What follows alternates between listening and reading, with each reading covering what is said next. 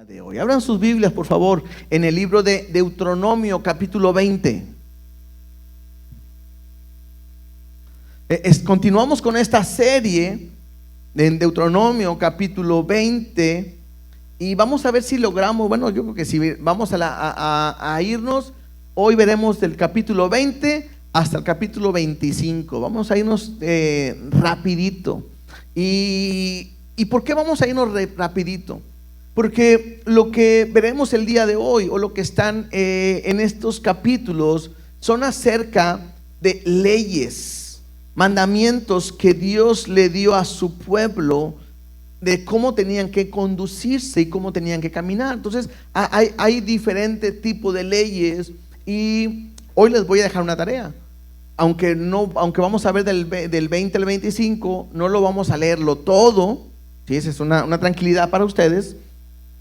Pero también la tarea es que en su casa pues lo puedan leer, ¿sí? Para que ustedes sepan de qué estamos hablando y que podamos entender acerca. Y yo le puse así nada más al título del día de hoy: leyes.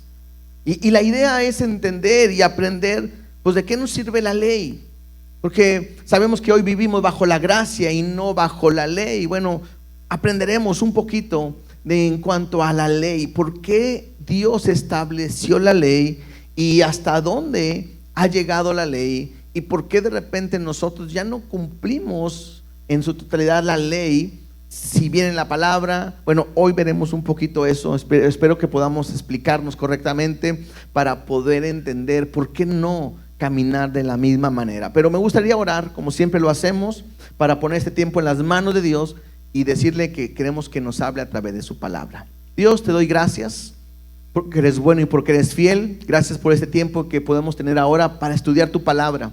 Queremos tener un corazón dispuesto y abierto para que tú nos hables. No queremos solamente, Dios, leer una porción o simplemente ver un tema, sino queremos que tu palabra nos hable el día de hoy y que a través de esta lectura podamos caminar en ti. Dios, háblanos, enséñanos y cumple tu propósito en nuestras vidas, en el nombre de Cristo Jesús.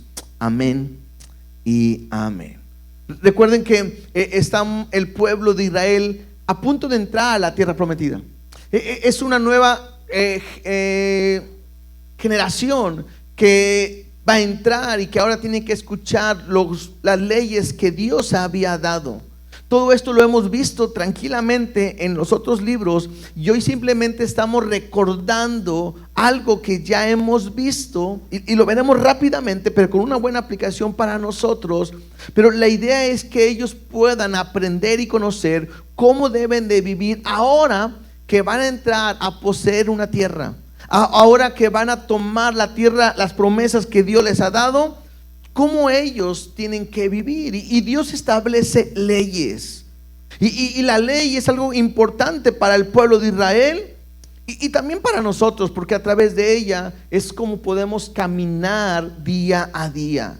Y para explicar un poquito de para qué nos sirve la ley o por qué Dios estableció la ley, vamos a parar tantito ahí en Deuteronomio, pues ténganlo separado, y ahora vamos todos a Gálatas capítulo 3, verso 19. Porque es Pablo hablándole a esta iglesia acerca de Cristo y acerca de la ley. Había un problema en aquella iglesia. La iglesia empezaba a crecer, pero había un grupo de personas que querían judaizar a la iglesia. O sea, decían: está bien que pienses en Cristo, está bien que creas en Cristo, pero hay que seguir haciendo lo de antes. Y ese era un conflicto que estaba habiendo. Y entonces Pablo empieza a explicar, y hay una gran enseñanza en esta carta. Pero quiero nada más empezar a leer a partir del versículo 19, que dice: entonces, ¿para qué sirve la ley? Y dice, ahí mismo se contesta, dice: fue añadida a causa de las transgresiones, hasta que viniese la simiente a quien fue hecha la promesa, y fue ordenada por medio de ángeles en manos de un mediador, y el mediador no es de uno solo, pero Dios es uno. Lo primero que puedo ver en este versículo es, bueno, ¿para qué nos sirve la ley? Y dice claramente que fue puesta para frenar nuestras transgresiones.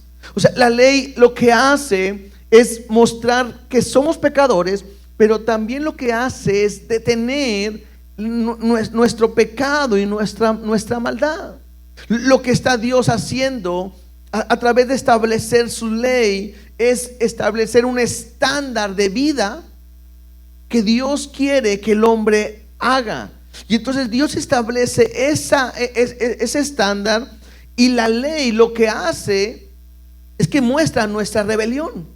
Nos muestra que somos incapaces de obedecer ese estándar, que el estándar que Dios quiere, el estándar que Dios ha establecido, queda tan alto, inalcanzable para nosotros, y que nosotros no podemos cumplir esa ley. Entonces me dice ahí, fue añadida a causa de las transgresiones, y me dice, ¿hasta cuándo? Hasta que viniese la simiente a quien fue hecha la promesa. Y de esta simiente claramente podemos entender que está hablando de Jesucristo. Ahora, cuando viene Cristo, Cristo no vino a hacer un lado la ley, porque cuando Él viene, Jesús dice, yo no he venido para abrogar la ley, sino a cumplirla. Y es que cuando uno lee la ley o estudia la ley, te das cuenta que somos incapaces de cumplir la ley. Y el único que lo puede hacer al 100%, pues es Jesucristo. Por eso esta ley está puesta hasta que Él llegue, porque cuando Él llega lo va a cambiar completamente todo. Verso 21, sigamos leyendo. Luego, la ley es contraria a las promesas de Dios. Es una pregunta que también se hacen, y contesta: en ninguna manera, porque si la ley dada pudiera vivificar, la justicia fuera verdaderamente por la ley. O sea, lo que Pablo está explicando, dice, a ver, la ley no es contraria nunca a las promesas de Dios. Lo que Dios ha prometido, lo que Dios ha dicho, empalma completamente con la ley. El problema es que la ley es inútil para poder dar vida. O sea, la ley no da vida. O sea, lo que hace la ley es que la ley te enseña y te dice cuál es el mandamiento. La ley te dice lo que tienes que guardar, cómo lo tienes que hacer. Y la ley también te dice las consecuencias de no guardar ese mandamiento. Pero en ningún momento la ley puede darte o vida o puede justificarte. Versículo 22 dice: mas la escritura lo encerró todo bajo pecado, para que la promesa que es por la fe en Jesucristo fuese dada a los creyentes. Y aquí nos dice, en cierta manera, para qué fue hecha la ley. Y me dice, para encerrarlo a todos bajo pecado. Porque al momento que uno escucha y ve la ley que Dios ha establecido, nos podemos dar cuenta de que somos pecadores.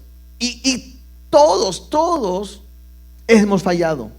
Y me muestra que todos estamos bajo pecado, encerrados, esclavizados en un estilo de vida que a Dios no le agrada.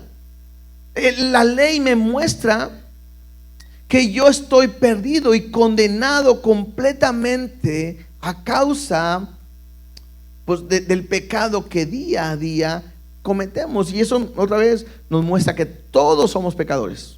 No hay ninguno aquí, aunque yo he conocido gente que a mí me ha dicho, yo creo que nunca he pecado. ¿Sí? Una vez estábamos compartiéndole, vino un trabajador aquí, estábamos haciendo la parte de enfrente y empezamos a hablar de Dios, le empecé a predicar. Y le dije, ¿alguna vez usted ha pecado? Y yo esperaba que me dijera, pues sí, ¿verdad? Y me dijo, fíjese, pensándolo bien, yo creo que nunca he pecado. Y luego cuando ya empezamos a hablar, al final se dio cuenta que sí. Dice el versículo 22, ahí nos estamos leyendo: mas la escritura lo encerró todo bajo pecado, para que la promesa que es por la fe en Jesucristo fuese dada a los creyentes. Y es que es a través de Jesús, que cumplió la ley, que ahora nosotros podemos ser libres de esa esclavitud, que hemos sido encerrados en cuanto al pecado. Es Jesús, es la fe en Jesús que puede librarnos de ese pecado. y la ley no lo puede hacer. Por eso dice, y conoceré la verdad, y la verdad os hará libres, ¿verdad que sí? ¿Quién es la verdad? Cristo. Se debe leer de esta manera: y conoceréis a Cristo y Él te hará libre. ¿Libres de qué? Libres de esa esclavitud en la cual has estado encerrado. Hemos estado encerrados en el pecado, y Él vino a darnos vida para siempre. Verso 23: pero antes que viniese la fe, estábamos confinados bajo la ley, encerrados para aquella fe que iba a ser revelada. Y eso es interesante, porque el versículo 23 me dice: antes que viniese la fe, o sea, antes que viniese la promesa, antes que llegase Jesús, el pueblo de Dios estaba confinado. Y esta palabra confinado me habla como estar guardado, protegido. Y estaban protegidos bajo la ley, encerrados. ¿Para qué? Para que el pueblo pudiera vivir en el estándar que Dios había establecido. O sea, si hay algo que mantenía al pueblo tratando de cumplir el estándar que Dios ha establecido, pues era la misma ley. El problema es que nadie podía cumplirlo, lo dijimos ahorita. El único que pudo cumplir toda la ley es Jesús. Es por eso que Jesús tuvo que venir y hacerse hombre. Y cuando Él vino, vivió entre nosotros y cumplió la ley para identificarse con nosotros. Y es por eso que Él tiene que ir a la cruz del Calvario y morir en nuestro lugar y pagar el castigo que nosotros merecíamos. Siendo el justo, pagó por los injustos. Siendo el justo, pagó por nuestros pecados. Entonces, la ley lo que hacía es tener todos detenido, encerrado, guardado, hasta que Cristo venga para darnos esa libertad. Verso 24: de manera que la ley ha sido nuestro ayo. La palabra ayo es maestro, ¿sí? Entonces, la ley ha sido nuestro maestro. ¿Para qué? Y aquí podemos otra vez entender para qué sirve la ley. Para llevarnos ¿a quién? A Cristo, a fin de que fuésemos justificados por la fe. Pero venida la fe, ya no estamos bajo ayo, bajo el maestro, bajo la ley, pues todos sois hijos de Dios por la fe en Cristo Jesús. Entonces, no pudiéramos pensar y creer que la ley es mala. No es que la ley es algo malo. No, la ley es buena. Acabo de leer, la ley es nuestro maestro, que nos ha guardado para no romper las transgresiones, pero tiene un propósito.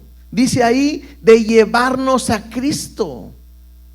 Si hay algo que nos llevó a Cristo, es entender, conocer que somos pecadores, que estamos condenados a una muerte eterna. ¿A través de qué? A través de nuestro pecado. Y que sin Cristo estábamos perdidos para siempre.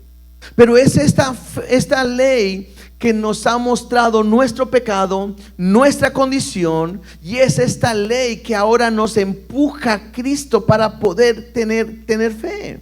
Y entonces, cuando la fe fue revelada en nuestra vida, somos libres. Y la fe, y ya nosotros ya no estamos bajo la ley, sino ahora bajo la fe que es en Cristo Jesús. Nosotros ya no debemos de cumplir la ley. ¿Por qué no debemos de cumplir la ley? Porque Él ya lo hizo. Por eso es importante. De repente, hoy en día hay bueno, yo sé que ha habido siempre, pero hay corrientes desde el principio de la palabra, nos muestra, donde tratan la gente de judaizarla. Y es bien triste conocer cristianos que están en una iglesia y que viven de una manera bajo la gracia, y de repente escuchan una historia, una enseñanza equivocada, y los llevan a querer volverse como judíos. Y quieren judaizarse. Y es lo mismo que vemos en Gálatas. Habiendo comenzado en el espíritu, en lo que Dios ha hecho, tener un nuevo nacimiento, ahora quieren terminar en la carne, pensando que por sus actos, por su cumplimiento a estas leyes, pueden alcanzar la gloria y la salvación de parte de Dios, cuando hemos aprendido que eso es imposible. Si el hombre pudiera alcanzar la justicia por sus obras, no tendría que haber venido Cristo. Pero por cuanto nosotros no podemos cumplir ese estándar que Dios ha levantado, establecido, Dios es el medio. A veces lo pudiera emprender así. Imagínense que el estándar de Dios sea: todo aquel que salte, ahí de ustedes, el que salte y toque el techo, será salvo. ¿Cuántos de aquí podrían ser salvos? Algunos ni saltamos. Pastor, las rodillas ya no me dejan, ¿verdad? Y con estos cambios de temperatura, ay, si vieran las riumas, ¿verdad? Y riumas a mí, decían por ahí una película, ¿verdad? Pero de repente Jesús dice: yo te puedo dar esta salvación, pero el estándar es tocar el techo. ¿Cómo lo puedo lograr? Y Jesús dice: pues yo soy la escalera. Y de repente Jesús es una escalera, y no de las de aquí, sino eléctrica, para que no batalles. Por los que dicen: ay, pastor, yo a mi edad ya no puedo subir escaleras. No, eléctrica. Y entonces cualquiera puede decir: ah, no, pues así que fácil, dijo el ¿cómo se llama? El Kiko, ¿verdad? O sea, así que fácil. Subirte a una escalera y que te vaya llevando hasta tocar el techo para ser salvo, no tiene chiste. Es lo mismo que Cristo hizo en la cruz. Lo que era imposible para nosotros, Él no lo ha hecho fácil.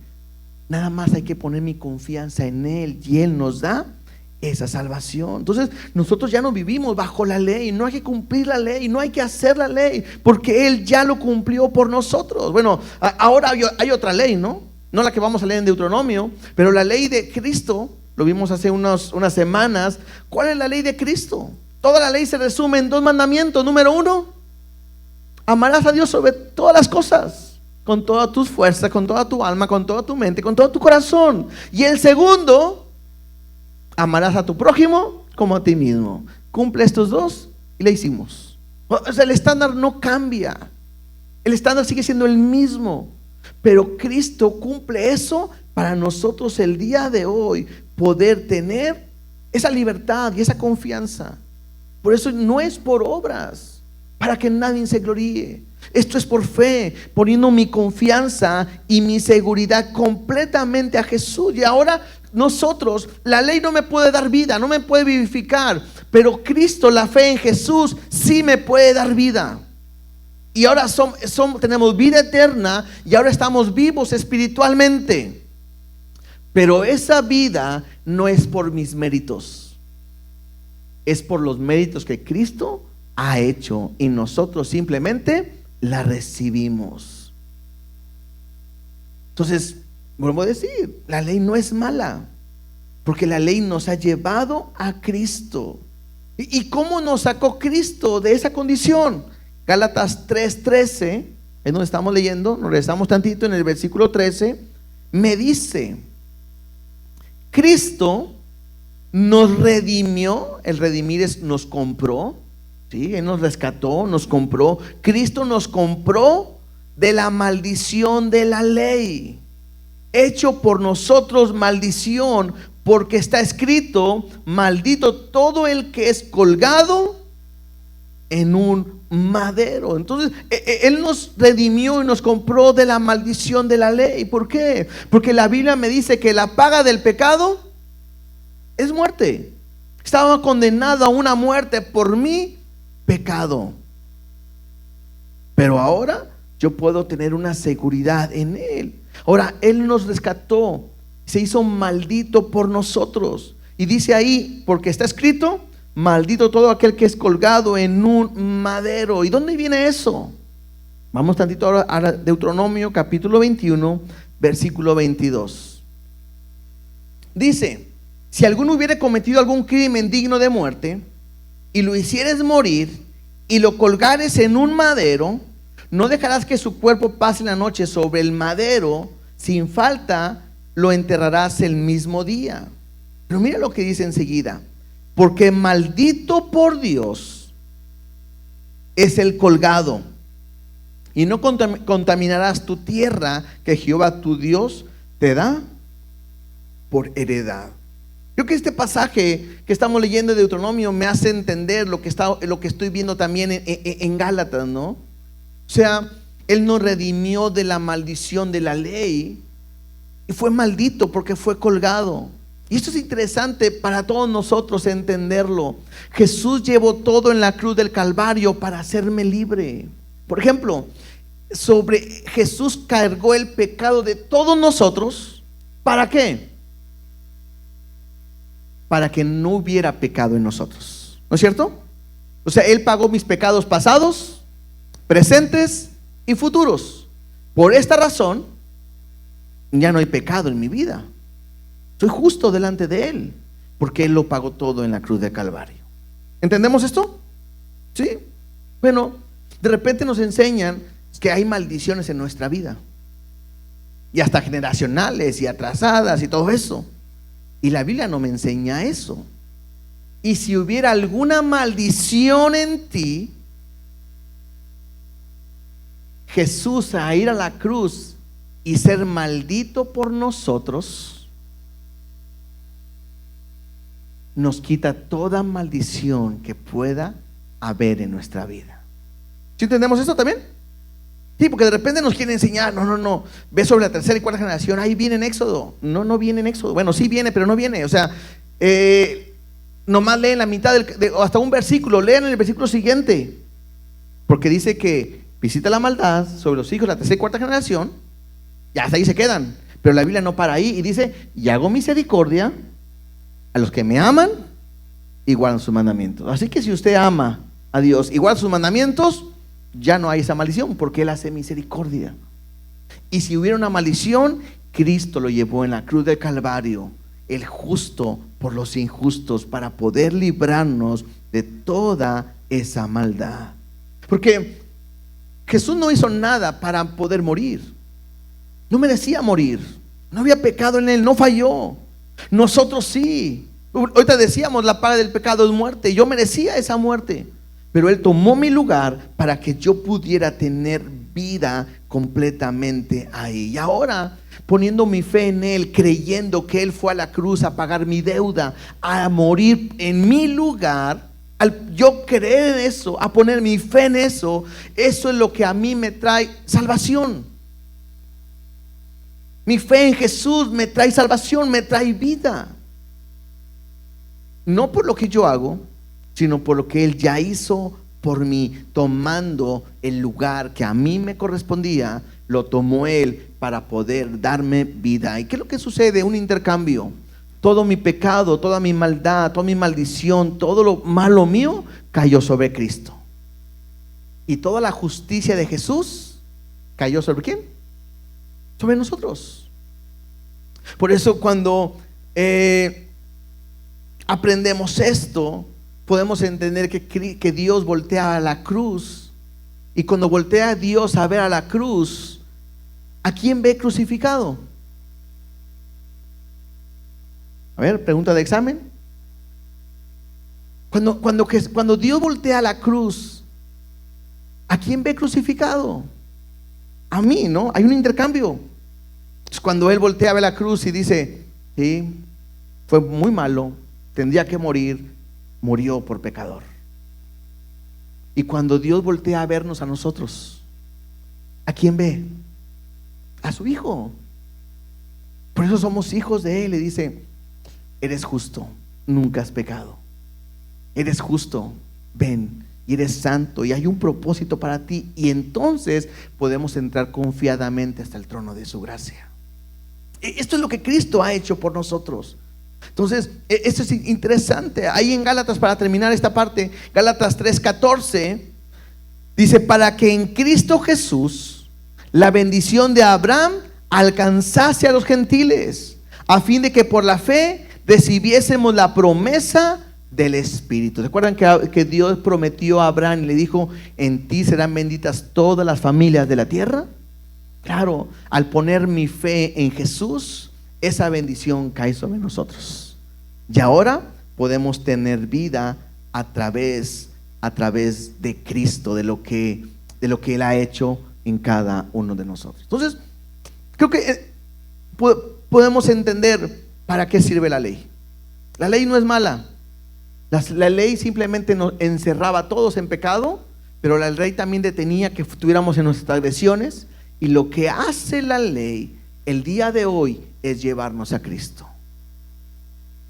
Somos pecadores, estamos perdidos sin Él, estamos muertos en nuestros delitos y pecados, pero ahora a través de Cristo ya no estamos bajo la ley, estamos bajo la gracia y vivimos completamente para Él. Vamos a Deuteronomio ahora sí. Veremos algunos puntos. La tarea para ustedes es, vayan a ver lo que estos capítulos dicen, y pueden aprender lo que están de estas leyes que dadas para el pueblo, pero podemos aprenderla también el día de nosotros, en lo que vamos a ir caminando. Y no voy a decir todas, algunas me las voy a brincar, otras no las voy a mencionar, pero simplemente es como un panorama de algunas leyes que Dios estableció. Versículo 1 del capítulo 20, empecemos aquí. Dios les dice: cuando salgas a la guerra contra tus enemigos, si vieres caballos y carros y un pueblo más grande que tú, dice, no tengas temor de ellos, porque Jehová tu Dios está contigo, el cual te sacó de la tierra de Egipto. El primer capítulo, bueno, que estamos viendo hoy, capítulo 20, lo que me está hablando es acerca de guerras. Y vas a darte cuenta en la lectura que me habla de dos maneras distintas de enfrentar una batalla. La primera es, dice, cuando llegues a las naciones que estaban en Canaán, recuerden que ellos van a esta tierra prometida, donde están las naciones, el Jebuseo, el Eteo, el Ebeo, todo el Cananeo, son las naciones que Dios había entregado. A ellos les va a decir: tú vas a llegar, vas a conquistar y destruye y acaba todo, porque esa tierra es para ti. No vas a dejar a nadie, ¿sí? No vaya a ser que después te contaminen y hagan las mismas prácticas, y todo esto es abominación para Jehová. Entonces tú vas a llegar ahí y vas a destruir todo. Esta era una ley, una orden que Dios había mandado, ¿sí? Dice, pero si tú estás llegando a otras naciones que están más lejos de ti, y tú vas a enfrentarlas y vas a ver que pueden ser muy poderosas o muy numerosas, lo que Él dice: no te preocupes, yo estoy contigo. Lo que ellos querían, lo que Dios quería es que ellos entendieran que el que iba a pelear completamente es Dios, y que Dios le iba a dar la victoria. Versículo 3 y 4 dice: y les dirá: oye Israel, vosotros os juntáis hoy en batalla contra vuestros enemigos. Mira lo que les dice: no desmaye vuestro corazón, no temáis, ni os azoréis, ni tampoco os desalentéis delante de ellos, porque Jehová vuestro Dios va con vosotros para pelear por vosotros con vuestros enemigos, dice ahí, para salvaros. Entonces, lo que Dios está queriendo enseñar al pueblo es: vas a ir, vas a tener batallas, vas a luchar, pero no te preocupes, yo estoy contigo. No tengas miedo, yo voy a pelear por ti. Y es interesante porque Dios no le dice: y vas a pelear y te voy a dar fuerza. No, Dios dice: yo voy a pelear por ti y yo voy a salvarte. Así que ni tengas temor, ni te desanimes, ni te desalientes, porque yo soy el que voy a pelear por ti. Y puedas a leer este capítulo y vas a dar cuenta que hay algunas situaciones específicas en que la gente podía regresar del campo de batalla. Algunos que me dicen, si tú acabas de construir una casa y aún todavía no lo habitas y están en el campo de batalla, bueno, esa persona podía regresar a su casa y decir: no, espérame, ve a tu casa, la acabas de hacer, ni la has disfrutado, ve primero, disfruta de tu casa y después vemos quién va a pelear, ¿sí? Era ley, era lo que Dios está ordenando.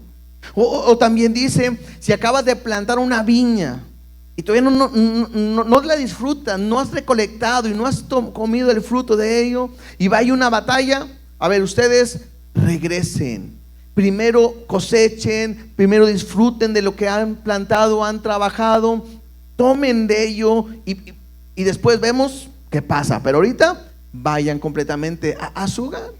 O si alguien se acababa de casar, ¿sí? Oye, me acabo de casar, ¿y qué onda? A la batalla.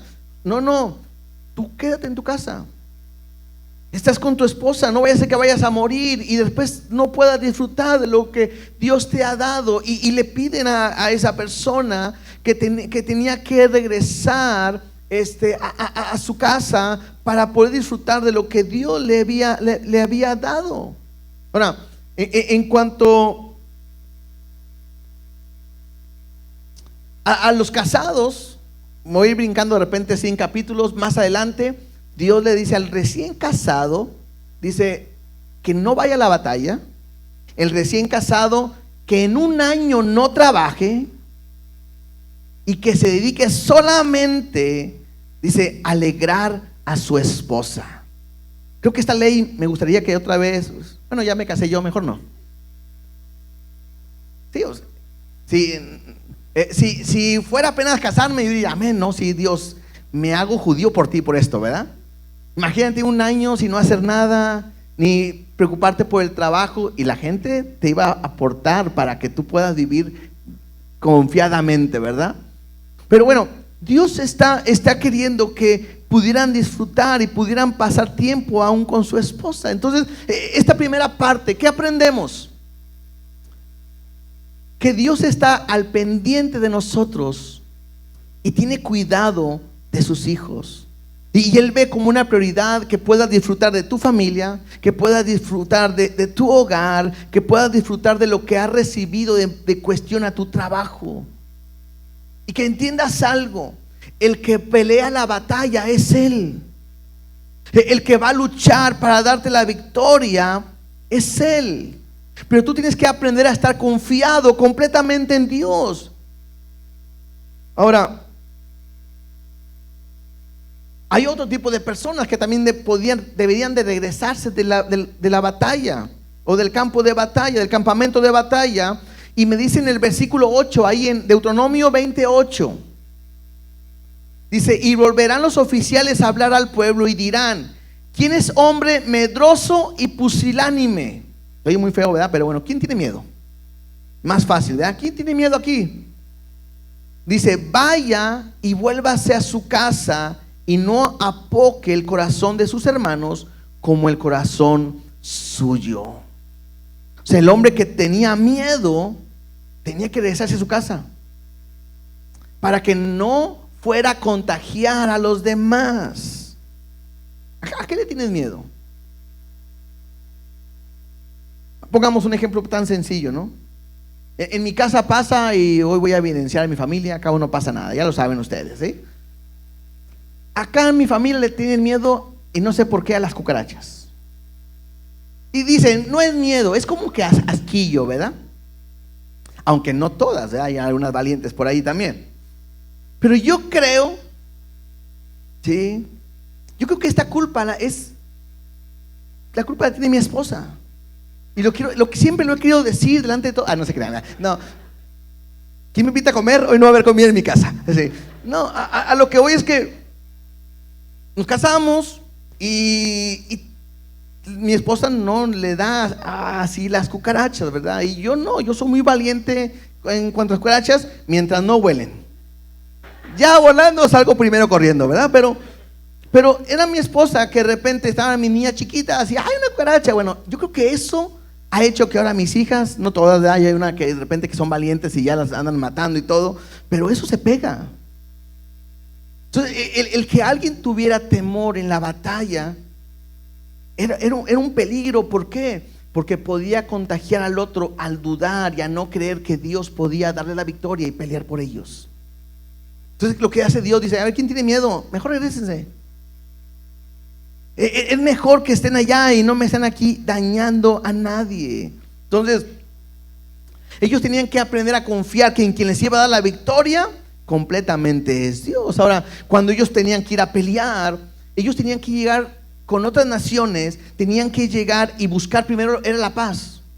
O sea, llegaban a una ciudad y decir: a ver, no venimos en paz, venimos a conquistarte, pero ¿lo quieres en paz? Y si la ciudad decía: sí, nos entregamos, Muy bien, no había pleito, no había batalla y simplemente ellos iban a ser, se me fue la palabra, subyugados, iban a estar en control del pueblo de Israel, ¿sí? Pero si llegaban y el otro pueblo decía no y se querían levantar en batalla, bueno, ellos tenían que sitiar la ciudad y tenían que estar ahí hasta que ellos fueran vencidos y fueran derrotados. ¿Qué podemos aprender a aplicarlo en nuestra vida de todo esto que acabo de decir, esta primera parte? Todos nosotros tenemos batallas y batallas diarias y luchamos y a veces no son fáciles. Y a veces llevamos tiempo batallando mucho con ese enemigo, con esa batalla, con esa lucha. Pero tengo que aprender algo, que Dios ha prometido darnos la victoria. Y que tu seguridad y tu confianza tienen que estar completamente en Dios. Y lo que Dios quiere es que tú aprendas, escúchame bien, a disfrutar de lo que Dios te ha dado a pesar de la batalla. ¿Otra vez? Todos tenemos luchas, batallas, pruebas. Pero Dios quiere que tú disfrutes de lo que Él te ha dado, tu familia, tu hogar, tus recursos y todo, sabiendo que Él te va a dar la victoria en esa batalla. Que tu fe esté en Él, que no temas, que no dudes, sabiendo que Él lo va a hacer. ¿Qué dice Filipenses 4, 6 y 7? Filipenses 4, 6 y 7 dice: por nada estéis afanosos, si no sean conocidas vuestras peticiones delante de Dios, en toda oración y ruego, con acción de gracias, y la paz de Dios, que sobrepasa todo entendimiento, guardará vuestros corazones y vuestros pensamientos en Cristo Jesús. Entonces tienes que disfrutar de lo que Dios te ha dado. Más adelante, en el capítulo 21, me hablan acerca de una ley en el momento en que encuentran a una persona muerta. Dicen, si tú vas por el camino y te das cuenta y encuentras a una persona que ha muerto y no sabes quién lo mató y está tirado ahí, la sangre a lo mejor porque fue muerto, y no saben qué sucedió, entonces lo que tenía que hacer es venir los ancianos y ponerse de donde está la persona que ha muerto y medir a la ciudad más cercana, la distancia más cercana, y a ellos, a esa ciudad tenían que ir y hablar con los ancianos, y tenían que traer una becerra que no haya trabajado, que nunca le hayan puesto el yugo, y tenían que llevarla a un lugar, a un campo que tampoco se hubiera trabajado, que esté solo completamente. Y ahí tenían que matar a esa becerra. Y tenían que venir los sacerdotes que Dios había puesto para poder espiar ese lugar. Y entonces los sacerdotes y los de esa ciudad y de parte de Dios tenían que lavarse las manos. Y dice ahí en el versículo 7, Deuteronomio 21, 7 y 8: y protestarán y dirán: nuestras manos no han derramado esta sangre, ni nuestros ojos lo han visto. O sea, nadie se ha dado cuenta que es lo que ha pasado, pero nosotros no derramamos la sangre, ni hemos visto quién fue. Perdona a tu pueblo Israel, al cual redimiste, oh Jehová, y no culpes de sangre inocente a tu pueblo Israel, y la sangre le será perdonada. ¿Sí? Esta historia, ¿a qué les recuerda? A Jesús. ¿En qué momento? Cuando Jesús está a punto de dar su vida y está siendo examinado, y lo llevan con Poncio Pilato y lo examina y le pregunta y todo, y Jesús responde correctamente, y Pilato no ve nada mal en él, y él le dice al pueblo: yo no veo nada mal en este hombre. Y el pueblo decía: lo queremos crucificar. Y él decía: ¿quién quieres que le suelte? ¿A Jesús o Barrabás? Y el pueblo decía: a Barrabás, ¿no? Y entonces cuando Poncio Pilato está ahí, ¿quieren leerlo tantito? Mateo 27, 24 y 25 dice: Y viendo Pilato que nada adelantaba, o sea, el pueblo no entendía, sino que se hacían más alboroto, tomó agua y se lavó las manos delante del pueblo, diciendo: inocente soy yo de la sangre de este justo, allá vosotros. Verso 25. Y respondiendo todo el pueblo dijo: su sangre sea sobre nosotros y sobre nuestros hijos. Y así fue como el Señor tuvo que tomar el lugar que a nosotros nos correspondía. Él murió así como ese animal. Ese becerra inocente tuvo que morir por la culpa de alguien que había matado a esa persona. De la misma manera, Cristo fue a la cruz y murió. Él, siendo inocente, murió por todos nosotros que somos pecadores. ¿Sí? Regresemos otra vez. En Deuteronomio 21 también me habla sobre leyes familiares. Y una de las cosas que decía aquí en el verso 21, pueden ver que en el primogénito tenía que recibir una doble porción que sus hermanos. Pero me habla de un hombre que tiene una mujer o tiene dos mujeres, y a una va a repudiar y con ella tuvo un hijo, y el otro y no repudia a la otra mujer y tiene descendencia. Bueno, Dios le dice, bueno, al primogénito aún de esa mujer repudiada, él tiene el vigor y él recibirá una doble porción. Y lo que vemos aquí simplemente Dios es resguardando y guardando aquel que puede quedar excluido o alejado. ¿Sí? Hay un pasaje que yo sé que les va a gustar mucho, ahí en Deuteronomio 21:18. Deuteronomio 21:18 dice así. Es otra ley. Dice: si alguno tuviera un hijo contumaz y rebelde, que no obedeciera a la voz de su padre ni a la voz de su madre, y habiéndolo castigado no les obedeciere. Entonces están hablando de unos papás que tienen unos hijos rebeldes, desobedientes. ¿Cuántos dicen amén? Sí. Que no obedecen a lo que sus padres le dicen, incluso dicen, y aún castigándolos, no obedecen. Mira lo que tenían que hacer los padres. Hoy estaríamos sin hijos en este tiempo, ¿verdad? Dice: entonces lo tomará su padre y su madre y lo sacarán ante los ancianos de su ciudad y a la puerta del lugar donde viva, y dirán a los ancianos de la ciudad: este nuestro hijo es contumaz y rebelde, no obedece a nuestra voz, se la pasa comiendo, es glotón, y en el celular, y borracho. Verso 21.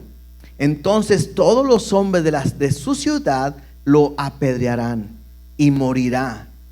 Así quitarás el mal de en medio de ti, y todo Israel oirá y temerá. ¿Cuántos tienen más de un hijo? Levanten la mano. Imagínense que nos hubiéramos hecho esto con el primero. Tendríamos los demás obedientes. Bueno, a lo mejor algunos ni obedientes serían, ¿verdad? Pero me ponía yo a pensar, esto es algo muy grave, muy serio.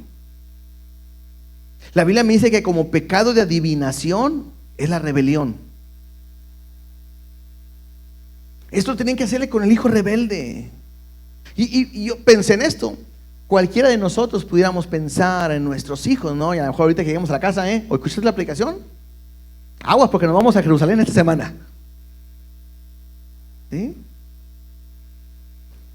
Pero pensaba en algo también. Todos nosotros somos hijos de Dios nuestro Padre. Y también somos rebeldes, desobedientes y glotones. Y cómo Dios tiene misericordia para nosotros todavía. Pero me ayuda a entender que tengo que aprender también a obedecer. Que mi vida tiene que ser diferente. Y tengo que vivir completamente para Él.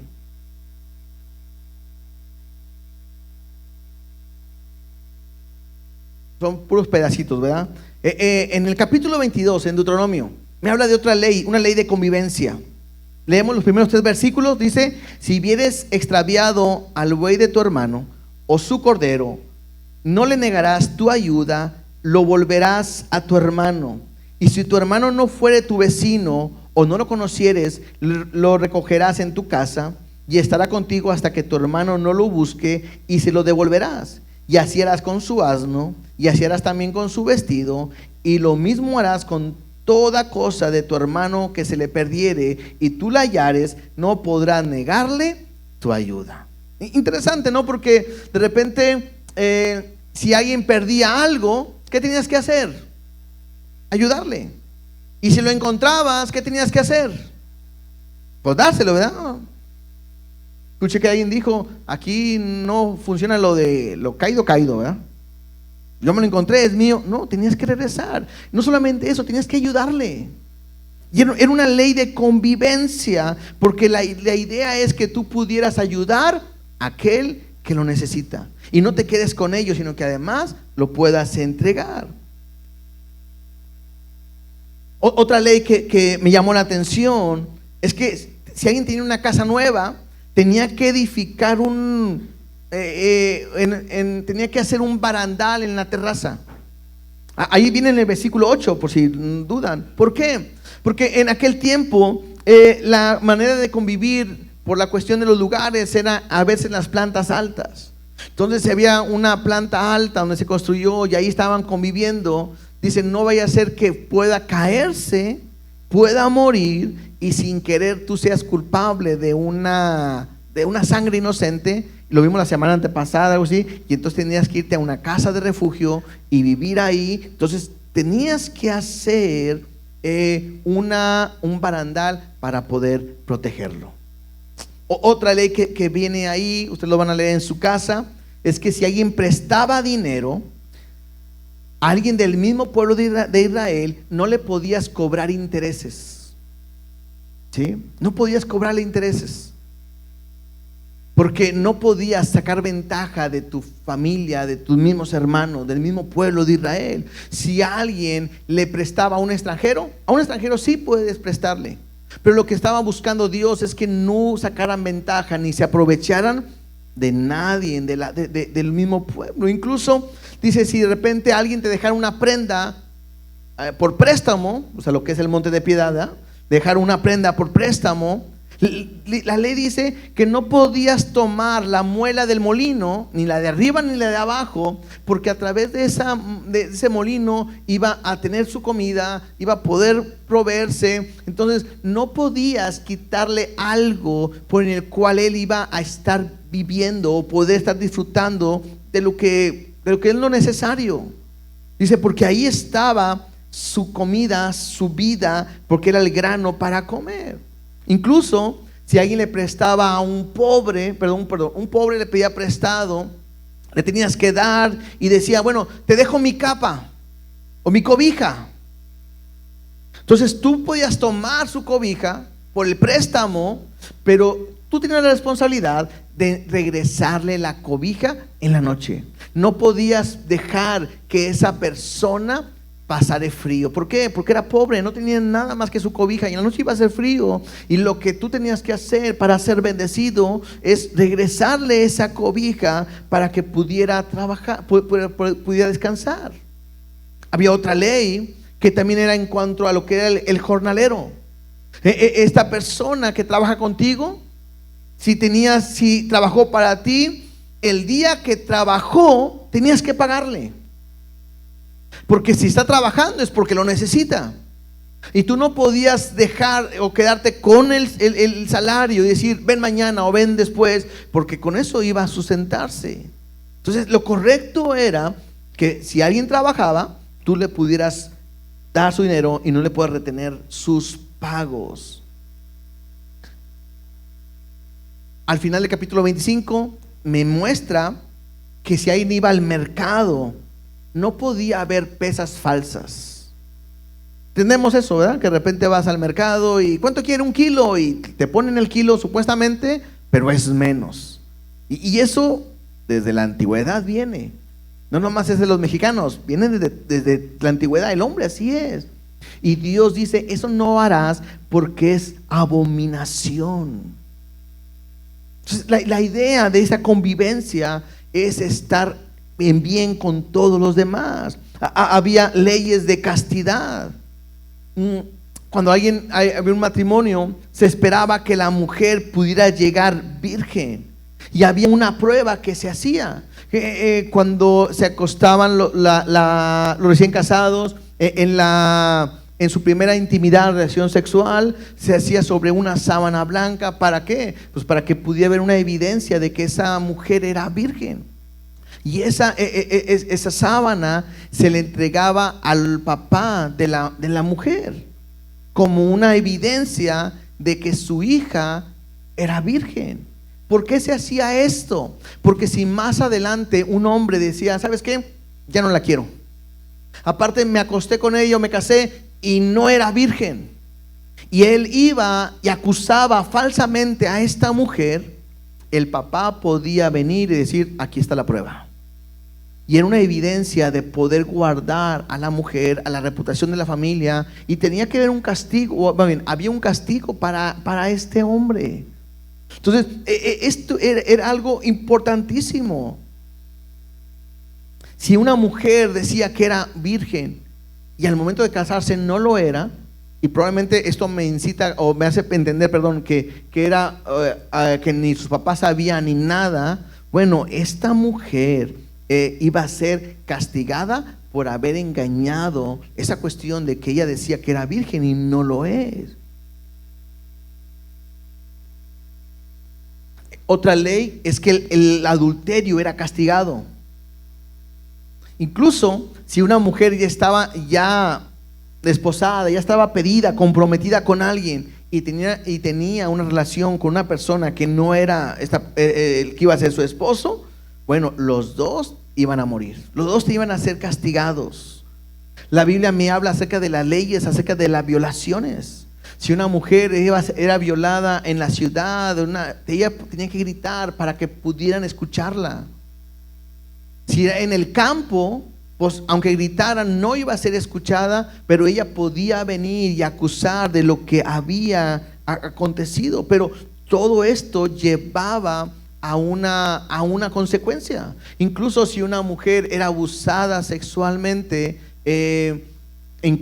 contra su voluntad, claro, esta mujer quedaba libre porque no fue algo que ella incitó o hizo.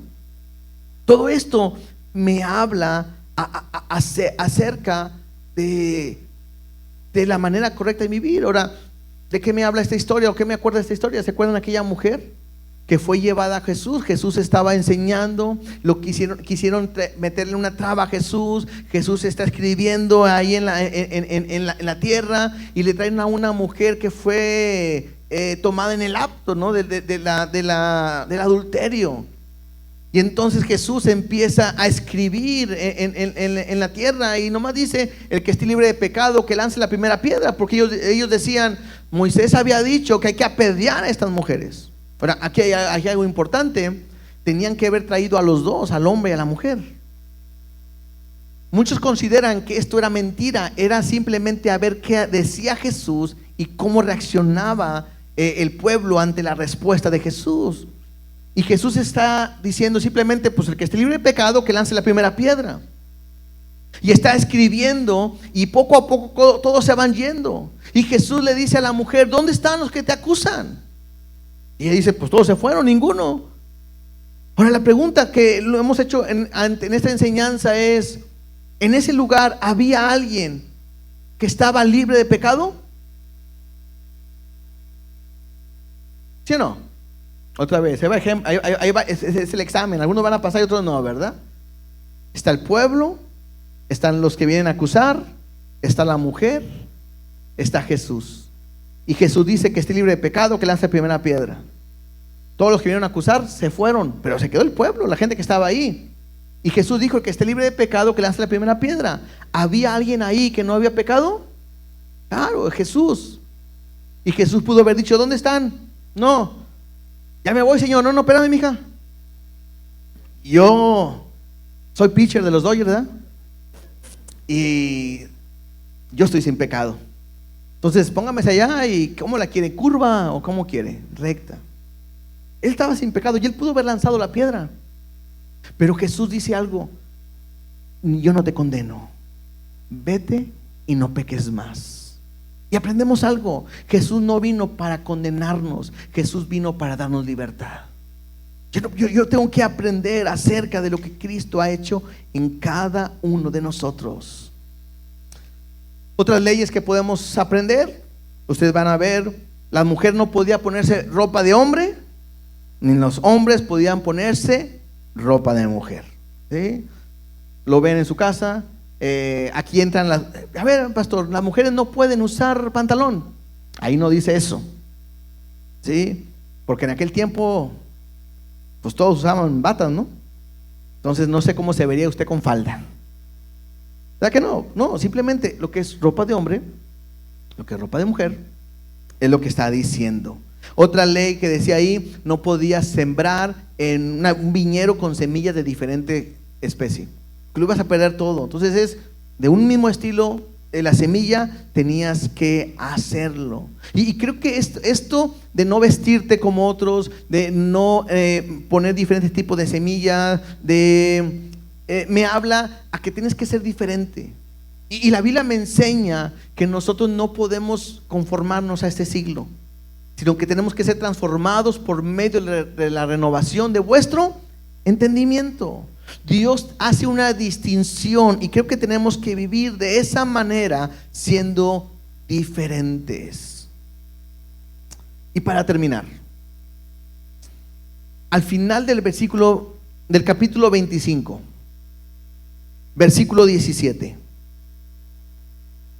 18 y 19, con esto vamos a terminar en el sentido de la última ley que Dios da hasta el punto donde vamos ahorita. En Éxodo capítulo 17, no vamos para allá, el pueblo acaba de salir de Egipto, y cuando acaba de salir de Egipto se encuentra con los amalecitas, y estos se enfrentaron al pueblo de Israel y sin tener un ejército ni nada, y fueron atacados y le pegó en los más débiles. Mira lo que dice el verso 17. Dice Dios, es una ley: acuérdate de lo que hizo Amalec contigo en el camino cuando salías de Egipto, de cómo te salió al encuentro en el camino y te desbarató la retaguardia de todos los débiles que iban detrás de ti, cuando tú estabas cansado y trabajado, y no tuvo ningún temor de Dios. Por tanto, cuando Jehová tu Dios te dé descanso de todos tus enemigos alrededor en la tierra que Jehová tu Dios te da por heredad para que la poseas, borrarás, este es el mandamiento, borrarás la memoria de Amalec de debajo del cielo, no lo olvides. Amalec era uno de esos enemigos, sí, son enemigos cercanos. Y pudiéramos verlo de esta manera: ¿cuál es tu enemigo más cercano? ¿Cuál es tu enemigo más cercano? La Biblia me dice que tenemos 3 enemigos, ¿no? Uno es el diablo. Ese no es cercano porque no es omnipresente, anda para todos lados, no sé dónde anda. No es el más cercano. O a lo mejor anda cerquita de ti, cuidado. El otro es el mundo. ¿Y el otro quién es? Yo mismo, la carne. Todos tenemos una lucha con nuestra carne. Y Amalec es un simbolismo de esa carne. Y yo tengo que entender que yo tengo que ver cómo tengo que hacer morir mi carne. Jesús dice: si alguno quiere venir en pos de mí, niéguese a sí mismo. Eso es morir a la carne. Tome su cruz cada día y sígame. En Colosenses 3:5 nos dice la palabra: haced morir pues lo terrenal en vosotros. Entonces lo que tengo que aprender para terminar es: Dios quiere que yo termine con mi enemigo, que es la carne, y en este caso la carne es Amalec. No vamos a ir para allá, toda la historia, lo pueden ver en su casa. Pero hubo un momento donde Dios le dijo a Saúl, el rey Saúl le dijo: acaba con Amalec. Y cuando fue Saúl a pelear y derrotó a esta ciudad, no acabó con los amalecitas. Él llegó y vio los animales y tomó lo mejor, y vio gente y tomó de lo mejor, y hasta el rey no lo había matado. Y no obedeció lo que Dios le había mandado, que tenía que acabar con todos ellos. Estamos en Deuteronomio, antes de entrar a la tierra prometida. Después va a ser la entrada a la tierra prometida, tomar las posesiones, todo el tiempo de los jueces, hasta el momento en que llega Samuel y luego llega Saúl. Dios lo había hecho de hace mucho y no lo hizo. ¿Saben cuál es lo más triste? Que cuando David está tomando el lugar para ser el rey, llega un joven y le entrega un brazalete, un distintivo de Saúl, y le dice: ¿por qué traes esto? Y dice: es que yo soy una malecita. Le dice él: soy una malecita, y yo venía y vi al rey Saúl y me pidió que lo matara, y yo lo maté. En ese momento David se enoja y acaba con la vida de ese joven, de ese amalecita. Pero al punto que quiero llegar a la enseñanza es esta: Amalec es la carne, Amalec soy yo. Si yo no obedezco lo que hoy estoy leyendo, donde dice: borrarás la memoria del Amalec de debajo del cielo y no lo olvides, acaba con Amalec. Si yo no acabo con el pecado, con mi carne, el día de hoy, mañana la carne puede acabar conmigo. ¿Por qué comento esto? Porque puedes tú estar viviendo en pecado y haciendo cosas que a Dios no le agrada. Y si tú no estás dispuesto hoy de acabar con ello para siempre, tus mentiras, tus situaciones, lo que estás haciendo, si tú no lo acabas con ello hoy, mañana puede acabar contigo. Porque a veces decimos: no, yo cuando quiera lo controlo. Como aquella persona, ¿no?, que es alcohólica y que dice: no, a mí el alcohol no me controla, cuando yo quiero lo dejo. Y todos nos damos cuenta que eso es mentira. Igual el pecado. Si tú no eres capaz de renunciar al pecado hoy y hacer morir tu carne hoy, mañana te puede costar muchos dolores de cabeza. No sé, a lo mejor estás teniendo una relación, platicando con alguien que no debes de platicar, coqueteando con alguien que no debes de coquetear, y sabes que es malo. Y a lo mejor te han dicho: yo que tú me alejaba de ahí. No pasa nada, nada más a ver qué pasa, a ver qué sucede. Le voy a seguir el juego. Cuidado, porque si tú no acabas con ello de un tajo, puedes ser envuelto por Amalec, por tu carne, y perder todo por no hacer morir para siempre tu carne. Y al final dice: no lo olvides. Y el pueblo lo olvidó y no lo hizo, y acabó completamente con Saúl. Creo que hoy podemos aprender de eso. Hay muchas leyes, Cristo lo ha hecho todo por nosotros, pero creo que puedo terminar haciendo morir las obras de nuestra carne.